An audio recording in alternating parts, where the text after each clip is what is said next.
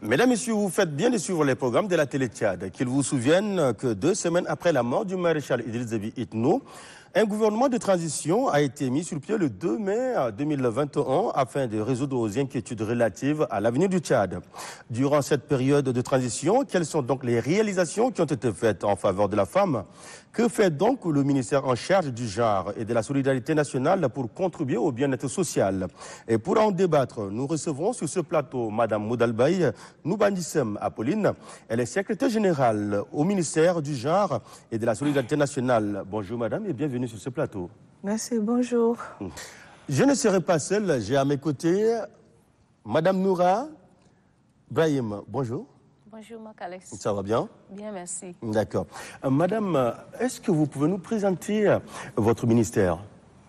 Au terme du décret 84 de 2022 portant structure générale du gouvernement et attribution de ses membres, le ministère du genre et de la solidarité nationale a pour mission de la conception et la coordination et de la mise en œuvre et du suivi de la politique du gouvernement en matière de genre et de la solidarité nationale et l'action sociale. Pour mener à bien cette mission, le ministère est structuré au niveau central et au niveau décentralisé. Et au niveau central, nous avons 4 directions générales et au niveau déconcentré, nous avons les délégations provinciales dans les 23 régions et le territoire national. D'accord. Et parlez-nous également de la politique en matière de la politique de votre ministère en matière de la promotion de la femme. Le Tchad dispose depuis 2017 d'une politique nationale de genre. Et notre ministère qui a la responsabilité d'assurer le suivi de la mise en œuvre, puisque la question du genre est transversale. Donc, dans toutes les structures, dans tous les départements ministériels, il y a des questions du genre qu'il faut traiter pour promouvoir l'équité et l'égalité entre les sexes, pour que personne ne soit lésé au Tchad, que les hommes, les femmes, les jeunes filles, les jeunes garçons, en tout cas, ils doivent disposer des mêmes droits. Et il y a des programmes aussi qui sont là. Nous disposons d'une stratégie nationale de lutte contre les violences basées sur le genre et pour l'élimination des violences. Et depuis le 19 janvier 2023, notre pays dispose d'un plan d'action national de la résolution 1325 qui implique les femmes et les jeunes dans les négociations, lors des conflits et dans les règlements aussi des conflits, dans la médiation. Donc c'est très important, c'est un guide qui permet à notre département qui a la charge vraiment de mener des actions pour inverser un peu la tendance pour la question de la paix et la promotion du genre au Tchad. Madame, aujourd'hui, nous remarquons que les femmes sont partout. On la trouve, par exemple, à la tête de direction, à l'Assemblée nationale comme conseillère et dans le gouvernement. Alors, quelle appréciation faites-vous? Aujourd'hui, nous sommes vraiment à l'aise de parler de la participation, de l'implication de la femme et des jeunes filles dans les questions qui concernent notre pays en matière de prise de décision. Okay. Donc aujourd'hui, comme vous l'avez dit, on trouve les femmes un peu partout. On trouve un peu partout, c'est parce qu'il y avait un travail qui a été fait d'abord au niveau international et notre pays a adhéré. Notre pays a adhéré et, depuis c'était pour la question des CEDEF. Et aujourd'hui, au Tchad, nous avons des politiques qui permettent non seulement à notre département, mais aux autres intervenants, que ce soit de la société civile, que ce soit des partenaires techniques et financiers, de nous aider pour que la question du genre ne soit plus un tabou et que tout le monde soit considéré pour qu'il y ait un réel développement du pays. Et si on implique tout le monde et que chaque personne a l'opportunité vraiment de s'exprimer, de dire sa position, je pense que c'est une très bonne chose et qui va réduire en tout cas beaucoup des soucis des populations. D'accord. C'est vrai qu'on trouve la femme à tous les niveaux, comme je viens de le dire, mais qu'en est-il du quota de 30% qui a été accordé aux femmes? Est-ce que cela suffit pour les réalisations? Oui, le quota est paritaire. Le quota, vraiment, c'est ça notre chance au Tchad. Nous avons un texte qui accorde la parité dans les fonctions nominatives et électives. Mais cette parité-là doit s'exercer de manière progressive, à partir de 30%.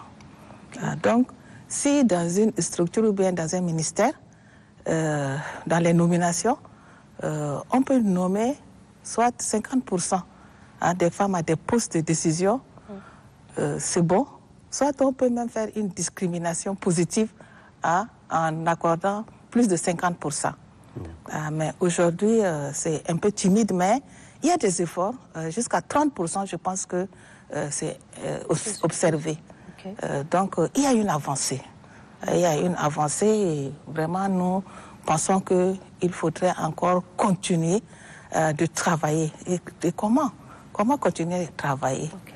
C'est en faisant des sensibilisations, en donnant l'opportunité, surtout aujourd'hui, c'est les jeunes. Il faut donner vraiment l'opportunité aux jeunes vraiment de s'exprimer et de déceler ce qui peut constituer leur défi et les contourner pour en faire des solutions. D'accord, ça veut dire qu'il y a encore du travail à faire à ce niveau. C'est un processus. C'est tout un processus et ça va continuer.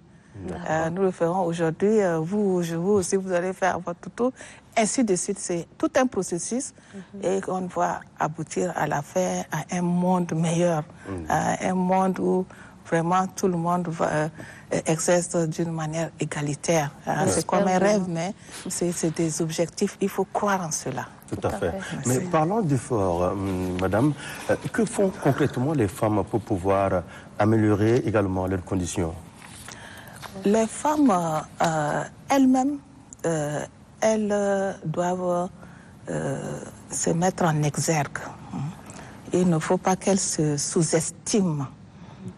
Elles ont étudié, elles ont les diplômes, elles doivent exercer parce que elles ont le droit qui est promu par la Constitution. Donc les femmes ne doivent pas être timides. Les femmes doivent se battre. C'est un combat. C'est un combat, ça ne se donne pas, ça s'arrache. Donc les femmes doivent continuer à faire des efforts pour arracher leur place qui leur revient dans la société. D'accord. Je vous souviens qu'en 2022, l'année dernière, la ville de N'Djamena fait partie des zones du Tchad la plus frappée par les inondations. Et qu'est-ce que votre ministère a fait concrètement pour pouvoir venir en aide aux sinistrés qu'on a enregistrés lors de ces inondations? Nous subissons le phénomène des changements climatiques.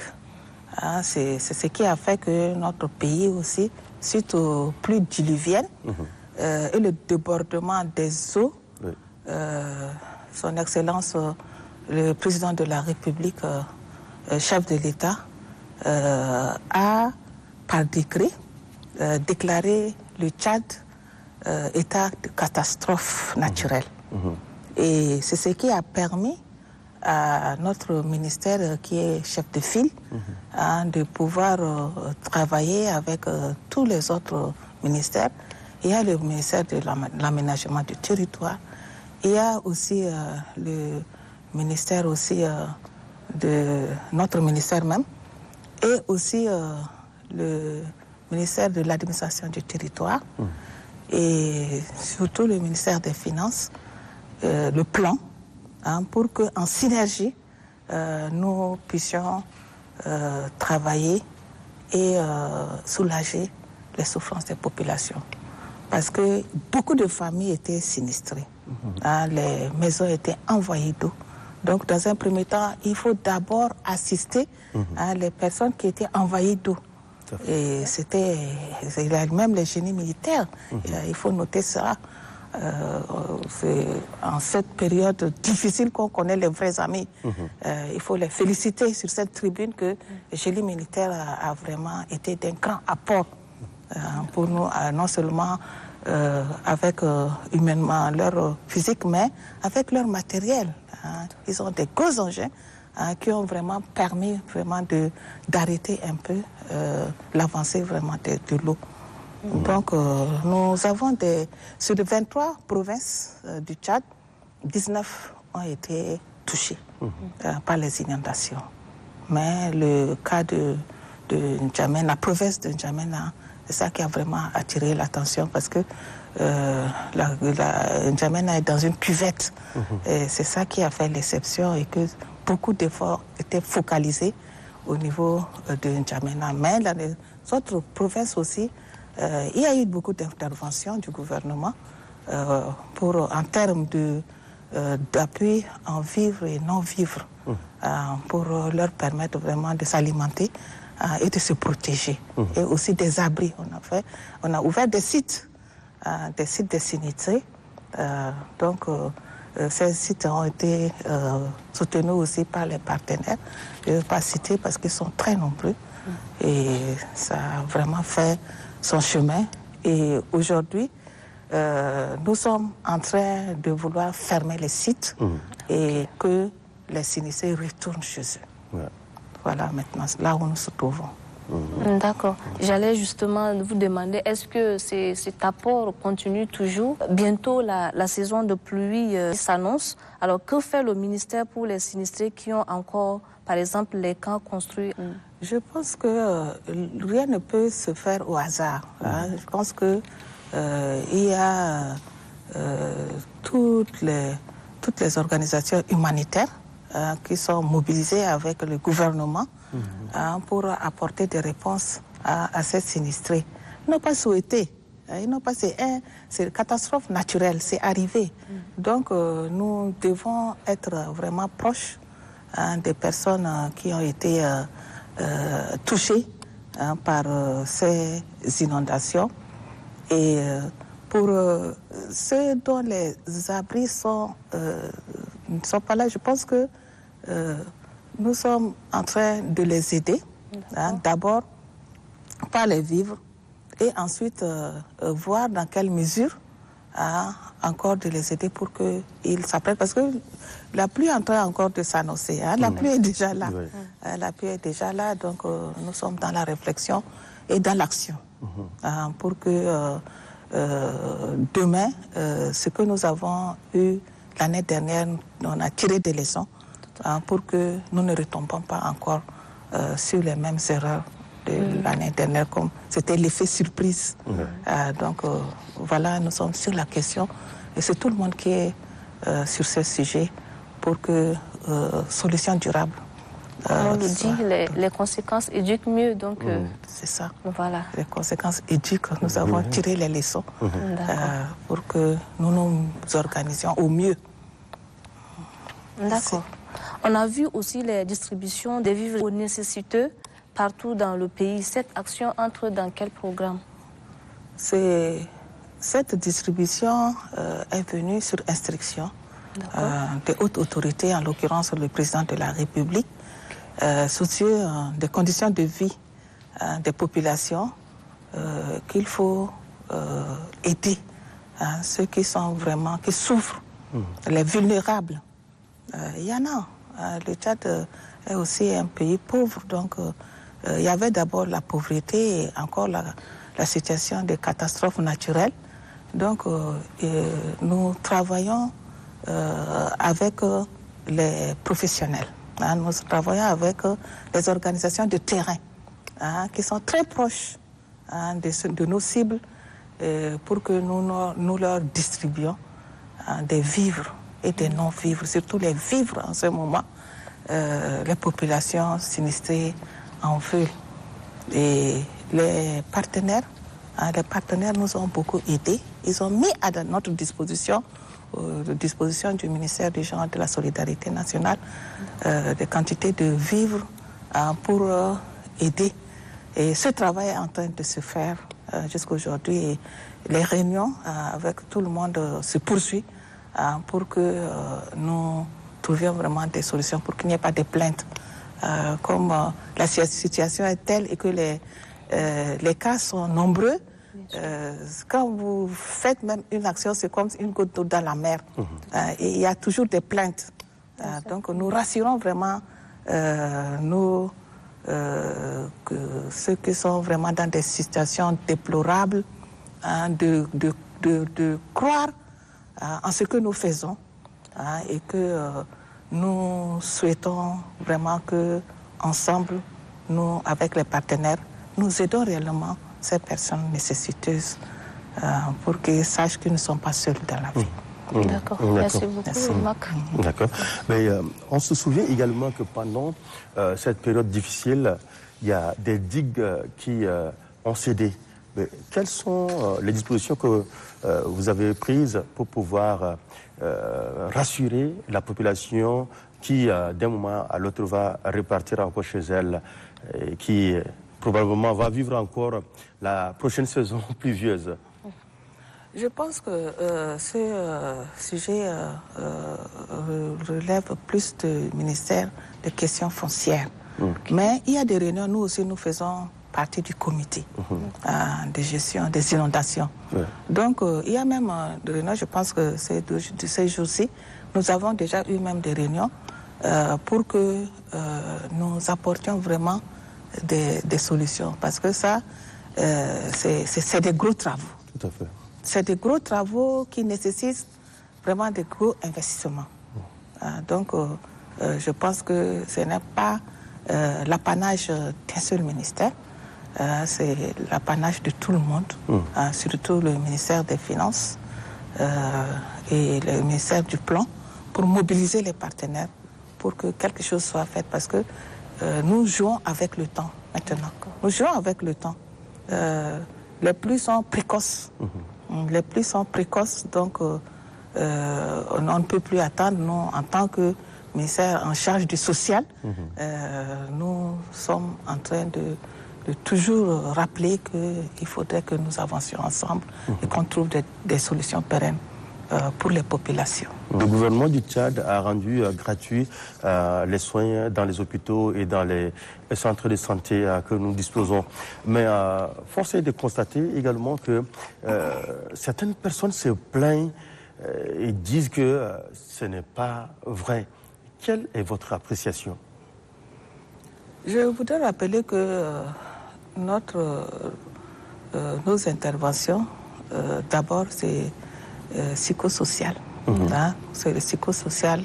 Nous sommes proches des populations pour leur apporter vraiment l'appui psychologique pour que la personne ait le moral de vouloir vivre encore. Donc, nous, ce que nous faisons, c'est vrai, notre ministère, avec la solidarité, nous avons des vivres que nous mettons à la disposition des gens. Je pense que vous êtes témoins les jours passés Dans tous les arrondissements, nous avons intervenu.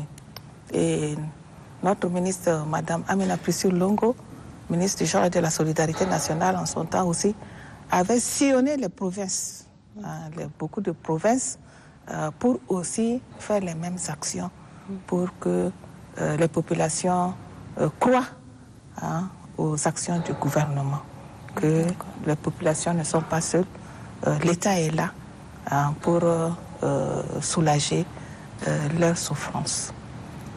Donc, il y a des actions qui sont faites. Et puis, il y a aussi toujours, comme nous disons, les amis, les partenaires qui sont aussi mus de ces soucis et qui interviennent aussi pour mieux soulager encore les populations, non seulement au niveau central, mais au niveau décentralisé aussi. Donc, nous espérons qu'il faudrait encore garder l'élan. Il faut vraiment garder l'élan de cette solidarité pour que la situation des vulnérables s'améliore. C'est notre souhait le plus ardent. Et nous profitons de la tribune aussi pour lancer un appel, même au privé. Même le privé peut apporter son aide, son appui pour que nous gérons, parce que nous sommes la porte d'entrée. Donc par là, nous n'allons pas éparpiller nos efforts. On peut centraliser les efforts et puis ça va être plus visible que des actions isolées. Vu que votre ministère œuvre du côté de la population, nous constatons ces derniers temps des discriminations à l'égard des filles. Alors que fait exactement votre ministère aussi dans ce sens? C'est vrai, nous déplorons vraiment cette situation de violence basée sur le genre qui prend de l'ampleur, surtout sur l'enfance. Les enfants ne méritent pas. Les enfants ne méritent pas d'être vraiment maltraités. Les enfants sont protégés par des lois. Et c'est vraiment dommage que certaines familles, c'est pour quelle considération, mais ils font souffrir les enfants. Donc, je pense que le gouvernement a fait beaucoup d'efforts, comme vous l'avez dit, pour rendre gratuit la scolarité. Donc, nous, ce que nous faisons et qui nous concerne, c'est le préscolaire. Donc, on a rendu, la ministre a pris un arrêté pour rendre gratuit la scolarité du préscolaire. Et ça se fait. Et ça se suit surtout que nous avons toute une direction générale de l'enfance. Donc, cette question est vraiment bien suivie et bien gérée avec les partenaires et les moyens du gouvernement. D'accord. Les enfants sont maltraités. Il y a certains parents qui vont jusqu'à dire je dois te frapper avant d'attendre le droit de l'enfant. Certainement, il existe des textes. Alors, est-ce que ces textes-là sont vraiment appliqués pour permettre à ces enfants ou à ces filles de jouir pleinement de leurs droits? La question ici, c'est culturel. Hein? C'est la coutume, c'est la tradition, c'est les manières de le faire. Hein? Ce sont les habitudes. Hein? Donc, c'est des habitudes ancestrales que nous portons jusqu'à là. Hein? Et c'est difficile de nous débarrasser, mais aujourd'hui, nous sommes obligés de nous débarrasser de cela. Parce qu'effectivement, il y a des lois qui répriment. Il y a des lois qui répriment. C'est vrai que c'est timide chez nous, mais ça va vite arriver. Parce que nous aussi, nous devons faire des rapports, hein, des rapports sur la situation des maltraitances des enfants, hein, sur la violence subie par les enfants, et non seulement pour notre pays, pour l'Afrique et pour le monde au niveau mondial, international. Parce que nous sommes partie prenante aussi aux décisions internationales. Donc, cette situation, je pense que il faut que nous, ensemble, nous faisions des efforts de communication, des plans de communication, hein, pour être proche des populations, non seulement en ville, mais en zone vraiment très reculée. Parce que c'est là-bas que ça s'est fait. parce que là-bas, ils ne connaissent pas ces tests. Donc, l'effort doit être fait à la base pour que ça remonte, pour que la situation soit un peu maîtrisée, ou bien le maîtriser carrément. D'accord, madame. Nous constatons que les personnes retraitées ont du mal à joindre les deux bouts. Que faites-vous ou bien que fait le gouvernement pour pouvoir améliorer leurs conditions de vie exactement? Les retraités, c'est la question des pensions. La question des pensions, je pense que c'est le ministère des Finances qui doit vraiment assurer le paiement régulier des pensions des retraités. Aujourd'hui, c'est eux, mais demain, c'est nous. Donc, nous devons nous ressaisir et d'intervenir. Mais au niveau de notre ministère du genre, nous apportons effectivement vraiment de l'appui social et puis des aides alimentaires pour les soulager. Parce que quand quelqu'un est dans des situations de ce genre, la personne peut-être a même besoin de parler avec une personne. Tout à fait. Il faut être proche. Et c'est ce que nous faisons dans nos centres sociaux, dans les autres centres, les centres de santé aussi, pour que nous puissions parler avec ces gens d'une manière humaine. Mais nous voulons que nous soyons vraiment accompagnés des moyens de notre politique pour réussir. D'accord. Nous constatons également que la vie devient de plus en plus chère, malgré les sorties des voies autorisées afin de réguler les prix sur les marchés. Mais que fait le gouvernement concrètement pour pouvoir permettre à la population de vivre paisiblement sans toutefois être heurté à cette cherté de vie? C'est vrai, les efforts du gouvernement sont là. Mais ces efforts doivent être appuyés aussi par nos partenaires, les organisations de base. Parce que ça, c'est une question de sensibilisation. Dans les marchés, les gens sont organisés dans les marchés par des comités. Donc, il y a un travail qui doit être fait au niveau des marchés pour décourager ceux qui font des surenchères. Ça nuit vraiment à la vie de la population. Ils doivent comprendre qu'il faut pratiquer les prix fixés par le gouvernement. Les prix sont fixés. Pourquoi faire entorse? Il ne faut pas faire entorse.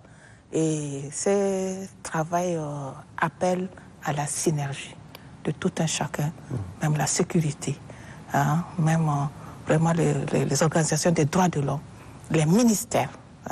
Tout ce monde, si nous mettons ensemble, je pense que la situation là va changer. Vous conviendrez avec moi que depuis un certain temps, nous assistons à des cas de féminicide, surtout en N'Djamena ou qu'ils soient dans d'autres provinces. Ces cas sont vraiment récurrents. Alors, est-ce que le ministère du genre, bien sûr, a des propositions ou a des stratégies qui sont mises sur pied pour pouvoir vraiment réduire ces cas? C'est dommage, cette situation des femmes qui se donnent la mort, qui meurent injustement, c'est anormal. C'est anormal. Et le ministère, nous avons toute une direction du genre, qui lutte contre les violences basées sur le genre et qui travaille cette direction. Et c'est comme si cette direction même est un peu débordée parce que l'ampleur des violences augmente et ça change d'ampleur. Vous voyez ces cas?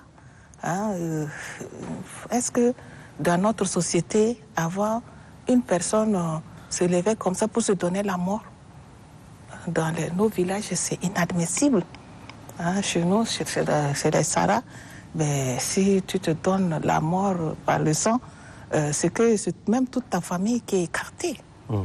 Donc, vraiment, c'est des pratiques que nous devons considérer que les choses changent aujourd'hui et qu'il faut aussi changer de méthode. Hein. Il faut changer aussi la manière de faire. Et comme nous le disons, ce n'est plus une lutte d'une seule personne. Hein. Le ministère de la Sécurité doit être avec nous, l'administration aussi, hein, et les autres ministères qui peuvent nous aider pour que ensemble, hein, nous faisons obstruction pour que ça s'arrête.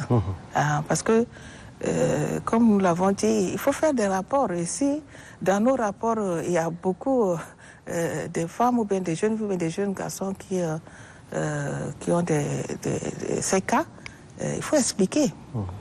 Et vous serez mal notés. Donc nous avons intérêt vraiment à vraiment se mobiliser et d'affronter ces fléaux, hein, de violences basées sur le genre. C'est inconcevable que, par exemple, aujourd'hui, un homme qui va se lever et puis casser les pieds de la jambe de sa femme, c'est pourquoi? Pourquoi cela? Un autre humain comme vous et une personne qui vous sert dans la maison. Donc, est-ce que vous pensez que les auteurs de ces actes-là sont vraiment bien sûr, condamnés selon les lois? En tout cas, ça, oui, nous les dénonçons. Ce qui est important, il faut dénoncer. Il faut arriver à dénoncer le cas. Notre ministère, vraiment, quand nous apprenons ces genres de situations, ces cas-là, nous sommes là. Hein, nous sommes au chevet de la personne et nous les orientons d'abord à l'hôpital, hein, et avec le ministère de Justice aussi. Et nous, au niveau du ministère du genre, nous leur apportons aussi l'aide alimentaire, l'aide sociale, voilà, psychologique et tout. Voilà, c'est ce qui se fait avec nos partenaires aussi qui sont avec nous. D'accord. Nous arrivons déjà à la fin de notre émission. Si vous avez un appel à l'endroit de toutes ces femmes ou tout ce beau monde-là qui vous regarde en ce moment précis. Voilà. Les femmes, aujourd'hui, doivent s'investir. Parce que nous avons la chance qu'on nous a donné tous nos droits. Donc, il nous appartient à nous-mêmes maintenant, femmes, jeunes filles, vraiment de s'investir et de s'engager dans les pans de la vie, hein, dans le domaine politique, hein, dans le domaine économique et social et culturel, pour que nous nous affirmons, pour que nous soyons visibles, hein, et que notre statut change et s'améliore. Mesdames, Messieurs, c'est sur ce mot fort et encourageant que se referme ce numéro spécial bilan de la deuxième phase de transition que nous avons débattu de long à large avec Madame Moudalbaye Noubandissem Apolline, secrétaire générale au ministère du Genre et de la Solidarité nationale du Tchad. Nous étions deux pour cette présentation. Sur ce, nous vous disons au revoir et bonne suite des programmes sur Télétchad.